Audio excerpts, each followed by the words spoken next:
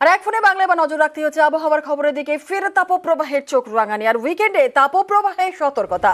শনিবার এবং রবিবার দক্ষিণবঙ্গের 4 জেলায় তাপপ্রবাহের সম্ভাবনা রয়েছে। আগামী কয়েকদিন ঊর্ধ্বমুখী রাজ্যে তাপমাত্রা। রবিবার থেকে আবহাওয়ার পরিবর্তন হবে। আর আবহাওয়ার কি থেকে কি পরিবর্তন হতে পারে, কি বলছে আবহাওয়া অফিস, পুরো বিষয়টি নিয়ে আপডেট নেব। আমাদের সঙ্গে রয়েছেন আমাদের প্রতিনিধি বিশ্বজিৎ সাহা। সরাসরি চলে যাব বিশ্বজিতের কাছে। রবিবার হাওয়া অফিস কি বলছে, রবিবার থেকে আবহাওয়ার থেকে কি কি পরিবর্তন হতে পারে?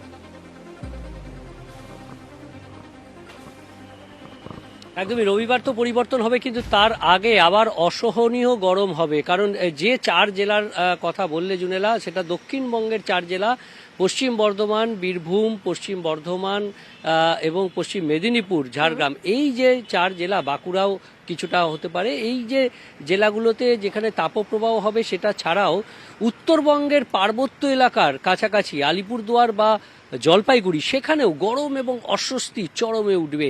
আগামী কয়েকদিন 4 ডিগ্রি সেলসিয়াস তাপমাত্রা বাড়তে পারে শনিবার পর্যন্ত, এমনই পূর্বাভাস আলিপুর আবহাওয়া দপ্তরের। অর্থাৎ পার্বত্য এলাকাতেও গরম পিছু ছাড়বে না।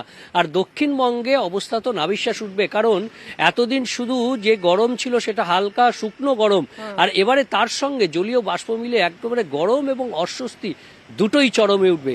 তবে রবিবার থেকে একটা আসার খবর, রবিবার থেকে বিক্ষিপ্তভাবে বৃষ্টি শুরু হবে পশ্চিমের জেলাগুলিতে, এবং সোমবার মঙ্গলবার কলকাতা সহ দক্ষিণবঙ্গের প্রায় সব জেলাতেই এই বৃষ্টির সম্ভাবনা থাকছে। বজ্রবিদ্যুৎ সহ হালকা মাঝারি বৃষ্টি, কোথাও দমকা ঝোড়ো হাওয়া সামান্য থাকতে পারে।